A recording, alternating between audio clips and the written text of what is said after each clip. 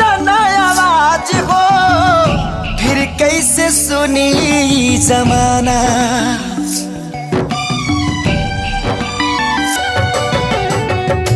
हो जइबू दोसर के तू कुछ दिन के बाद बा, दिल पगला रोई बन दीवाना।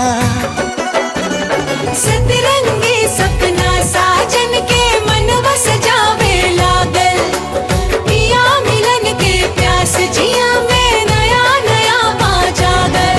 सीख ले हवे हम भी, हाँ सीख ले हवे हम भी, गम में हंसे के ज्यादा अब जिए के पड़ी, अब जिए के पड़ी प्रीतिया के।